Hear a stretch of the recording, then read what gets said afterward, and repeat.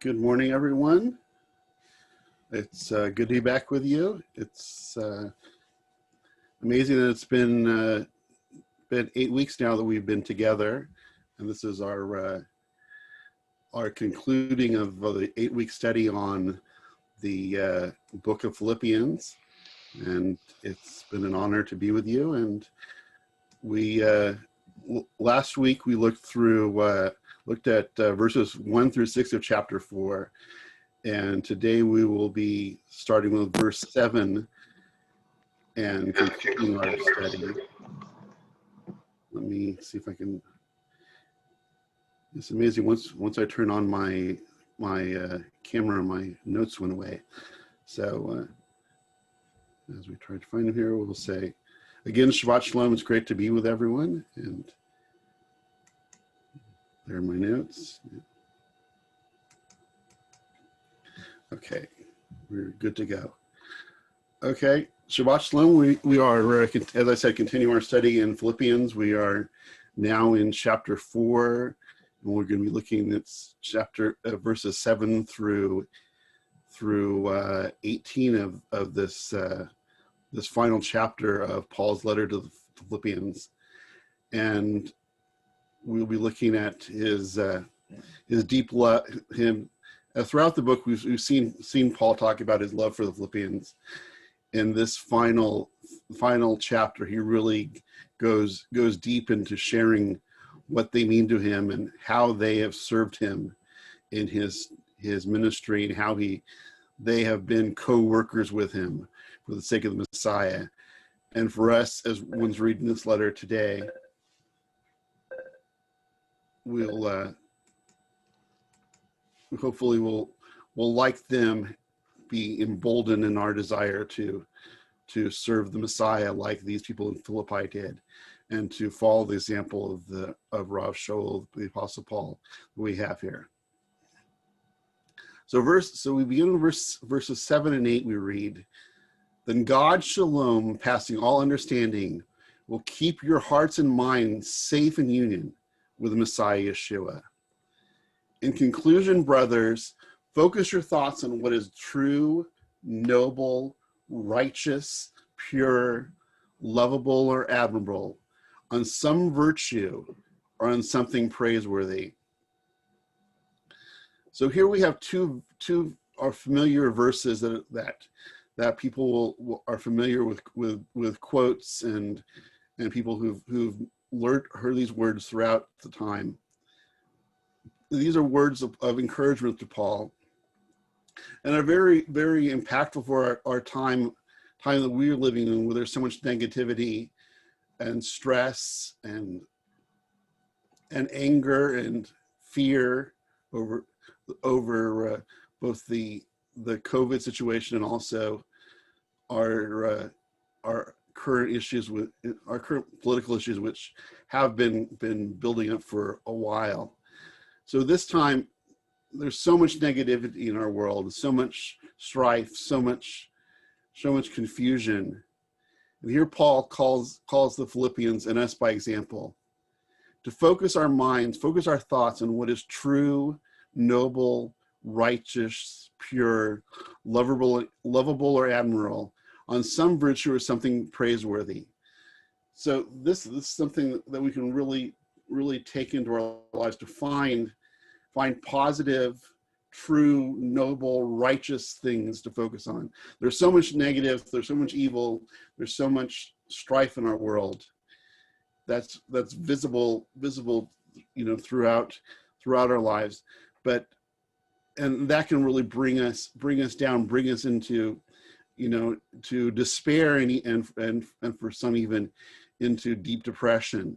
But Paul here is saying the way that we can deal with the negativity of our world is to focus on positive things, to focus on godly things, to focus our mind on things that are pure and righteous, and to focus our mind on God, and rather than being concerned about what's going around in our world, focusing on our relationship with God, and knowing that throughout all the strife and struggles of our lives, we have our hope, and we just need to focus on the goodness of God in our lives and not the evil of the world around us.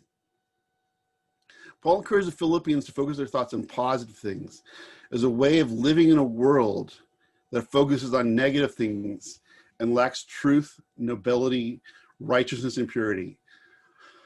Paul urges the Philippians to live in a broken world, and us by example also, to live in a broken world by focusing on that which is pure and unbroken. Some mind focus on what is right. Will the believer live within a lost world and not join in the lostness? And that comes from Dr. Stern's commentary, that last verse, that the believer live within a lost world and not join in the lostness. And that's what we're being called to do here, to focus our minds on positive things, focus our things on holy things, focus our lives on the Torah, focus our lives on serving others, rather than focusing on the negativity and the evil of our world. As God called the Jewish people to be holy, in Leviticus 20:26, we hear the words of the Torah that you shall be holy as I am holy.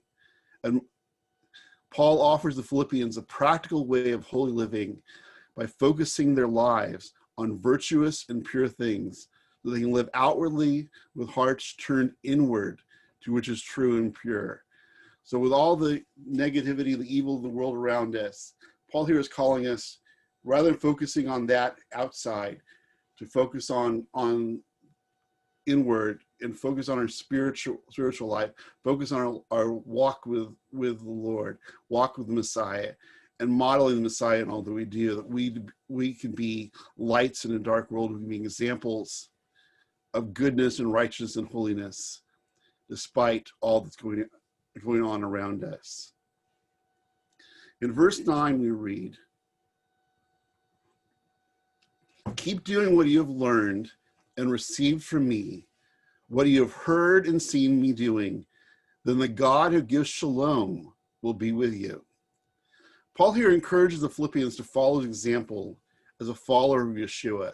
This is a common thing throughout the whole book too, as Paul modeled the Messiah and sought in all that he did to be an example of Yeshua in the world.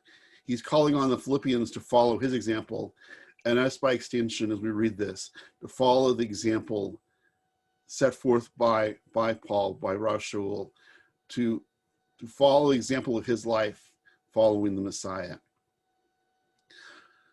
Paul understood that life going forward for him was the life of one crucified with the Messiah, which we saw in Galatians 2:20, where Paul says, "I have been crucified with Messiah, and I no longer live, but he lives within me." And this is what he's calling the Philippians to understand. They no longer live in themselves; they live because of the Messiah. Paul models the Messiah in a life conformed to service of the crucified Yeshua. Paul taught the Philippians by both his words in the letter and also the life he led before them as a slave of Messiah Yeshua. So he set out to live an example for them and calling them to follow the example of living as a slave of Messiah Yeshua. And that's how he begins the letter, referring to him and Timothy as slaves of Messiah Yeshua. Here he comes back to that slave theme again as he's talking about the Philippians becoming slaves of the Messiah like he is. As Paul modeled the Messiah, they too should conform their lives to the Messiah, to be models of him as he models the Messiah. The reward for this lifestyle is shalom, peace, in a fallen world where war and strife are ever present. And shalom is more than just an ending of conflict, ending of war, but an inner wholeness, that a complete renewal of life, not just an end of conflict. Such peace comes by modeling Messiah and living distinctly in a world that calls for conformity. Next, we'll be looking at verses 10, 11, and 12 as we look more deeply as Paul concludes his letter at his love and his thankfulness for the Philippians. Verse 10 reads, "In union with the Lord, I greatly rejoice that now for this long time, you have let your concern for me express itself again. Of course, you were concerned for me all along, but you had no opportunity to express it. Not that I'm saying this to call attention to any need of mine. As far as I'm concerned, I have learned to be content, regardless of circumstances. I know what it is to want, and I know what it is to have more than enough. In everything, in every way, I've learned the secret of being full and being hungry, of having abundance and being in need."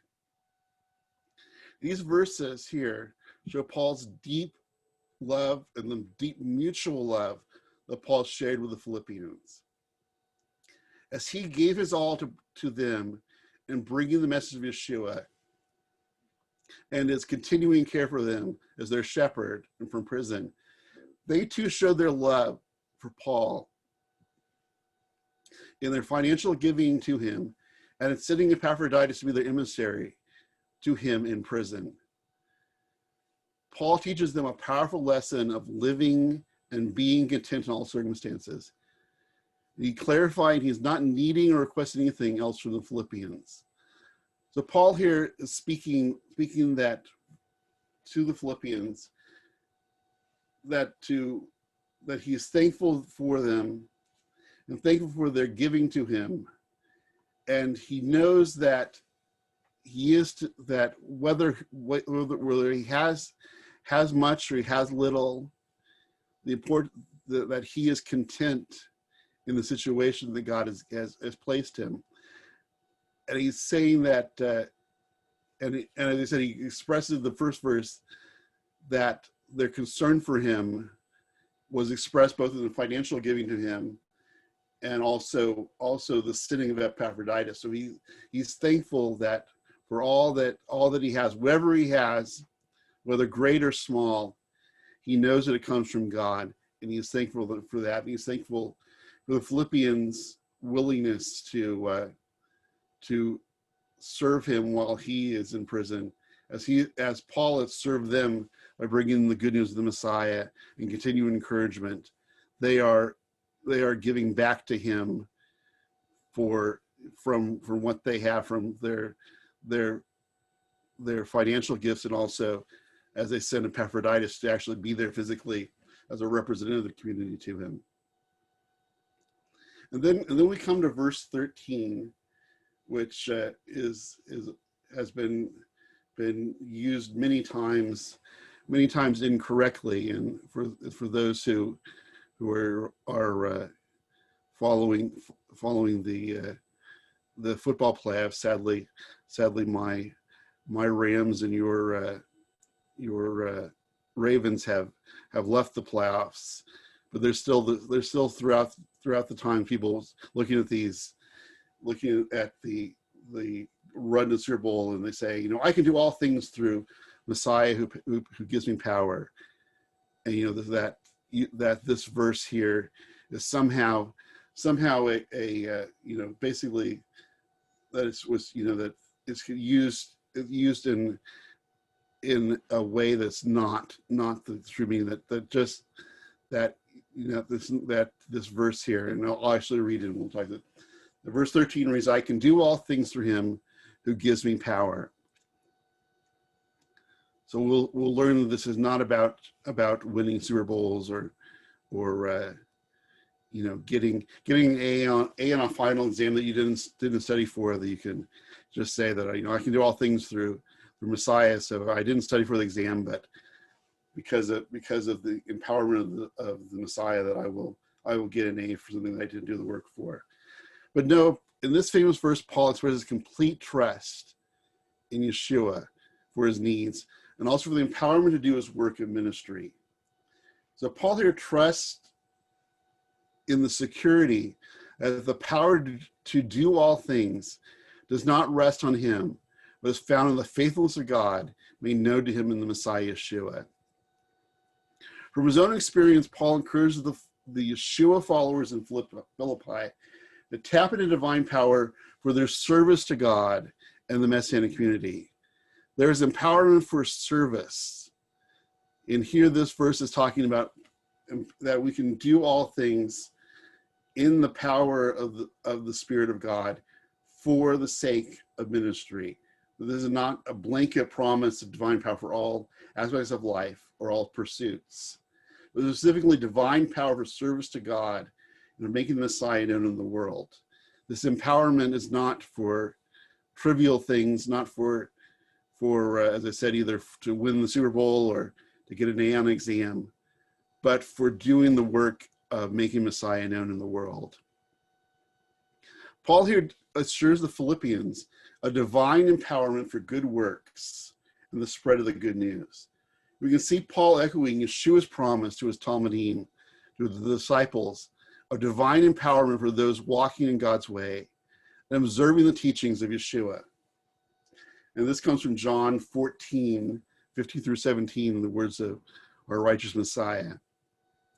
And Yeshua said, "If you love me, you'll keep my commands. And I'll ask the Father, and he'll give you another comforting counselor like me, the Spirit of truth, to be with you forever. The world cannot receive him because it neither sees nor knows him. You know him because he is staying with you and will be united with you." Those are powerful words from our Messiah. Yeshua promised in these verses the Holy Spirit, the Ruach Kodesh, to those who observed his commands and walked in his example. Paul can confidently commend to the Philippians the assurance of the Holy Spirit empowerment as they serve Yeshua. So as Paul is calling the Philippians to understand that they can do all things empowered by God for service to God, for service to others, and to make the Messiah known in the world, he is echoing these words of Yeshua that says that by obeying his commands, the Father will give the Spirit, give the Ruach Kodesh to empower them for service. So by serving the Messiah, by obeying his commands, walking in his way, we are empowered by God's Spirit to do more good works, to do more service, and to make our Messiah more known in our world by living in the empowerment of God's Spirit to walk in his ways. In verse 14 we read, "Nevertheless, it was good of you to share in my trouble." Paul shares how the love that he has for Philippians was grounded in their faithfulness to him, especially in his own time of need. In addition to the financial gifts that they sent him, which he mentioned in the upcoming verses, the Philippians also sent Epaphroditus to serve him in prison, and they supported him through prayer. In short, Paul is deeply grateful to Philippians for their support. So Paul here sees that all that the Philippians have done for him, both in their financial giving, they're sending Epaphroditus, an actual member of their community, to serve him in prison and to be with him and to be their hands and feet working for Paul in his imprisonment. And also their prayer. In these three things, Paul is deeply grateful to the Philippians and says that they are sharing in his work by all that they do for him, all the support they provide for him, whether it's financial, physical support, or prayer support. But Paul here is showing that the deepness of his love for them is grounded in their sharing in his work and ministry. That they are those outside of prison who are continuing his work, and also by sending Epaphroditus to be with him, by bringing this letter to the Philippians, for Paul to continue his work by sharing with them. In verse 15 we read, "And you Philippians yourselves know that in the early days of my work spreading the good news, when I left Macedonia, not a single congregation shared with me in the matter of giving and receiving, only you."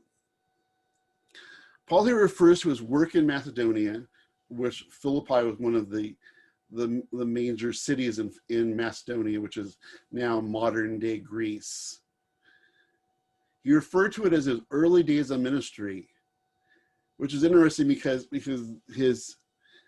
his time going into Macedonia was actually in what's considered his second missionary journey. So he had already gone on one journey to Asia Minor, to the Asia Minor, which would actually be modern day Turkey. So he had already shared with the different congregations and brought the good news of the Messiah already to Asia Minor. But now it's interesting, he talks about his time in Macedonia. Moving into, as I said, in coming into Macedonia, Macedonia, Paul was making his first entry, the first entry of the good news into the European continent. That, as I said, before, and Yeshua gave the command to take the good news of the Messiah to Jerusalem, Judea, Samaria, and then to the uttermost parts of the world. So in this time, Europe, specifically as far as Spain, was the uttermost part of the world from Jerusalem. So as Paul is entering into Macedonia, and is having his first entry into the European continent, he is bringing the good news of the Messiah to the uttermost parts of the world, being that the farthest that they knew of the world would have been Spain, which is an area that he hoped to go to but never actually reached. He only got as far as Rome. But this is because of this, I think in here I see that because the European continent represented the most uttermost parts of the world, that Paul really sees that this is now, being that others had actually brought the message of Yeshua to Jerusalem, to Judea, Samaria. He is now tasked with the great responsibility of bringing the good news of the Messiah to Europe, to the uttermost parts of the world. In Macedonia, Paul's mission to the Gentiles began in greater measure as his work was to mostly Gentile majority cities. And this is also the point, is now as he's moving into the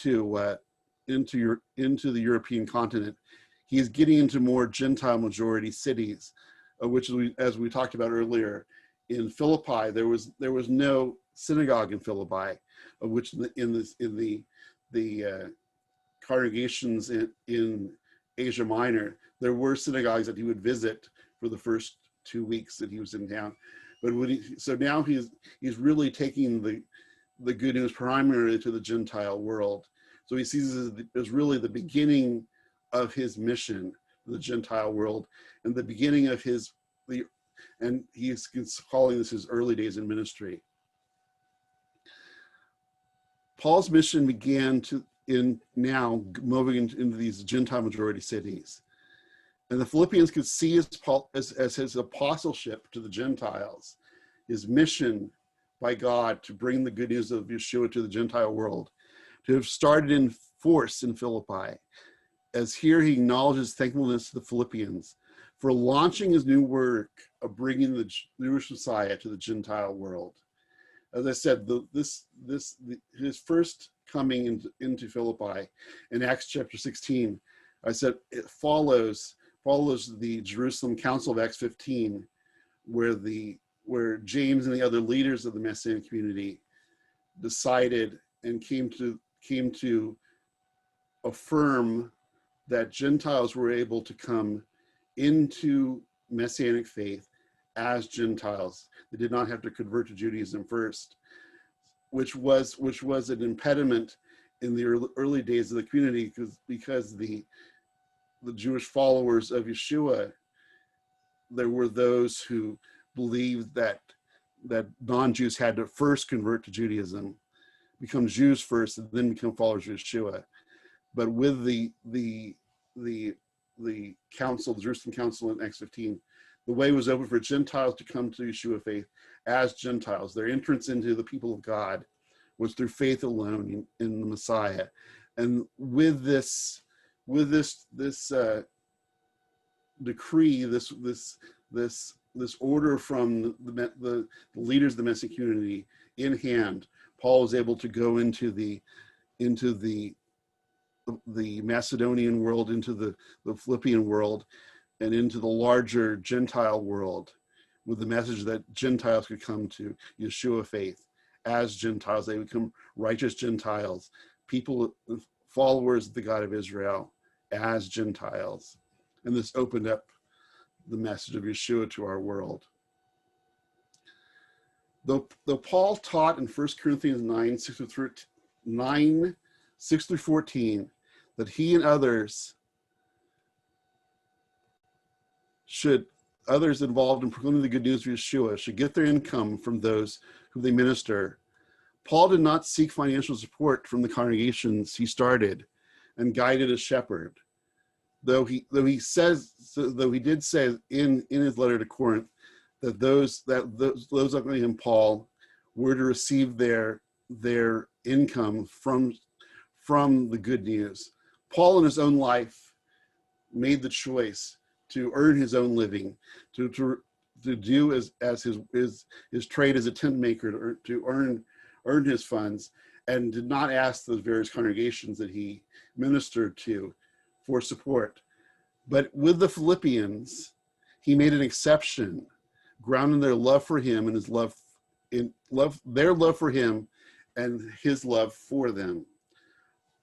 Paul here, as I said, he made a point that he was not going to seek financial support from congregations he started, but out of his love for the Philippians and their desire to give toward him, give toward his work, he was accepted them from them. Paul was mindful, and this is what the issue is. Paul was mindful to avoid a patron-client relationship with his donors. In the Roman world this time, those who were the financial supporters of whether it be people, religious leaders or poets or others, they had a sense of patron-client relationship that they were to basically if you were to receive financial support, you were in essence had a relationship where the person who was supporting you had oversight and had weight over you. You basically owed them respect or due for their financial giving to you. So as not to establish that with the various congregations that Paul visited and brought the good news of the Messiah, he decided he was not going to seek financial support from the congregations, but to earn his own living through his work in tent making. But as I said, for his deep love for the Philippians and their understanding of their love for him, he did accept financial gifts from them. In verse 16 and 17, we read, "Indeed, in Thessalonica, when I needed it, you sent me aid twice. I am not seeking the gift, rather I'm looking for what will increase the credit balance of your account." Paul there communicates to the Philippians that the real importance of their giving to him is not solely for meeting his financial needs, which, as I said, was important in being imprisoned in the Roman times, where you were not given food, clothing, medical care that you had to provide for yourself. Basically, they just threw you into a cell, and it was up to you to have people bring you food to eat. So he's saying here that the importance is not solely, he did appreciate having food and clothing brought to him, and that was something that Epaphroditus did. But Paul was really pointing out that they're giving to him, they were investing in his work, and by so doing, bearing fruit in their lives as demonstration of their faith and commitment to the Messiah. So Paul here is really calling the Philippians to understand that the importance of their giving to him was not just for his physical needs, but that in that they are sharing in his work, that they are participating in his work, they're helping him to continue his work. And he sees that they are building up a credit balance of their account that they are participating as much in his work by giving to him as they would be serving beside him, and by the sending of Epaphroditus, they were also participating in his work. In verse 18 we read, I have been paid more in full. I have been filled since I have received from Epaphroditus the gifts you sent me. They are a fragrant aroma, an acceptable sacrifice, one that pleases God well. Thanking the Philippians for their gifts, Paul uses a biblical analogy from Leviticus, citing the fragrant aroma of the burnt offerings that we read about in the Torah. By referring to the gifts from the Philippians as gifts offered to God, Paul is distancing himself from being in debt to the Philippians. As I said that in the Roman world of the time, and even in our world of the time, people who are large donors to organizations, someone making a $5 million donation to a university or something, and they would want to be sure that there'll be some kind of recognition, there'll be a building named after them or something. So as to avoid this, which was prominent in that time, that there was a sense of debt owed to those who gave toward the work of people, whether it be those in religious work or those in philosophical work. Paul is wanting to hear the two, rather than saying that it was something that was given to him in a client-patron relationship. It was actually their giving to him was an act of worship, an act of a fragrant aroma, like the burnt offerings. Like the burnt offerings that were brought into the holy temple, they're giving to him both financially and also by sending Epaphroditus were acts of worship on their part, and not financial transactions, but religious activities. And Paul here, by calling their gifts a sacrifice to God, Paul can hold fast to his commitment to not preach the gospel for his own gain, as he shared in his letter to the Thessalonians. So Paul talks about how he's not going to seek financial gain for himself through his work, but that they were to give as a gift of offering, an offering to God. And in 2 Thessalonians 3:7-10, this will give it further. I should have actually read this before I started to comment on it. But this is 2 Thessalonians 3:7-10. For you yourselves know, you must imitate us, that we were not idle when we were among you. We did not accept anyone's food without paying. On the contrary, we labored and toiled day and night, working so as not to be a burden to any of you. It was not that we hadn't the right to be supported, but so that we could make ourselves an example to imitate. For even when we were with you, we gave you this command: if someone won't work, he shouldn't eat. Paul commends the Philippians for their lives of service to him and the Messiah Yeshua. He clarifies that their devotion has matured to be an acceptable offering to God, that all of their work for him is an offering to God. Paul here uses the language from the Torah, from Exodus 29:18, to show that their giving to him was a sacrificial offering to God. Their willingness to give to Paul prove that they have learned well and are now imitating Yeshua in their daily lives. In much the same way as later rabbinic teaching would substitute prayer and its vote for the temple sacrifice, Paul here imputes a sacrificial status to the work of the Philippians on his behalf.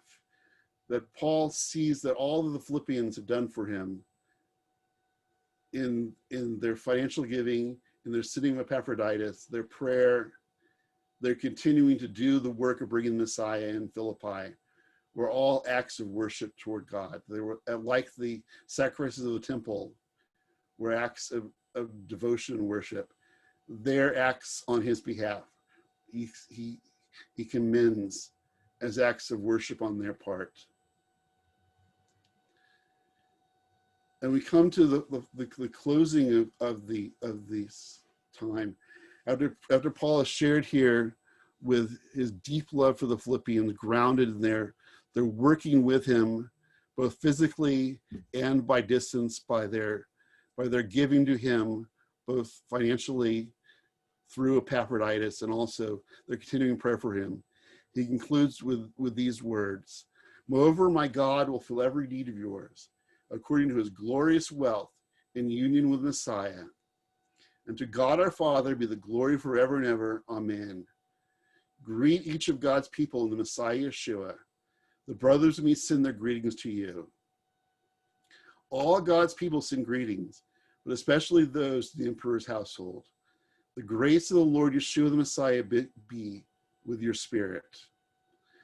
Paul concludes this letter with a final word of blessing, referencing the grace of the Lord Yeshua the Messiah as a seal of their faith and hope in which they live.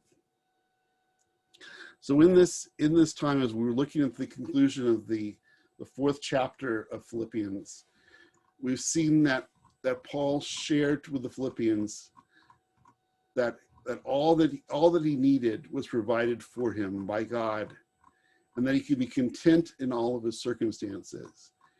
And he calls us to, even in the darkness that we live in today, within the world of war and strife, that we're to focus our mind on holy things, focus on pure things, focus on things that are admirable, and focus on virtue.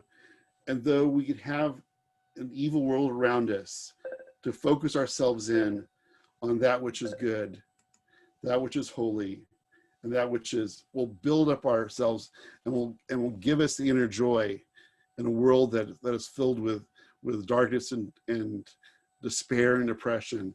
We can have inner joy by focusing on the goodness of God and the goodness of his word, the hope that we have in the Messiah. And he calls us also to continue to follow in the Messiah's example, that we are, as he sees himself and refers to himself as a slave of the Messiah Yeshua, and calls the Philippians to do the same. That is also our calling, to understand that all that we do, all of our life is about serving God, serving the Messiah, and being the example of our righteous Messiah. And he says, and also to understand that we can do all things through him, who gives us power, that there is the empowerment that God has for us through his Spirit, through the Ruach Kodesh, to empower us to do these holy works for God, to make the name of Messiah known in our world, to live as ones who are the continuing work of the Messiah in the world. And we can do this by the power that God has given us through his Spirit. And to understand that all of our activities for God, for the work of the Messiah, whether it's in financial giving, in offering physical help to those who are in need, and also through prayer. We talked about the importance last week as we concluded about prayer with chapter 4, verse 6, where we're to bring everything to God in prayer. And those powerful words from Dr. David Stern, that in bringing everything to prayer, we show our dependency on God, and that he is our source, and that by not bringing everything to God in prayer, we are showing pride. That somehow by not bringing things to prayer, somehow I can do this in myself. This is, my father is ill. That's something I really can't take care of. I'll bring that to God in prayer, but I think I can do this project of work all by myself through my own strength. In that, we are showing pride, which is something that Paul speaks out greatly throughout this book, to focus on humility, the humble example of the Messiah. So by bringing everything to God in prayer, we show our dependence on him, and that he is really the one who empowers us. And despite all that is going on in our world, Paul concludes with the words, "The grace of our Lord Yeshua the Messiah be with your spirit." That the grace of the Lord Yeshua the Messiah is the seal of our hope, and hope in which we live now, today, and know that we will live forever with him. So in this, in all that we have to deal with in our world today, we know that there is hope because of our righteous Messiah. And this is how we conclude this time of looking at the holy words of Paul to the people of Philippi. And we conclude our look at the book of Philippians here. And we'll go into a closing prayer here. Oh Lord, you are good. We thank you. We bless your holy name. We thank you, Lord, for the gift of Shabbat, that in all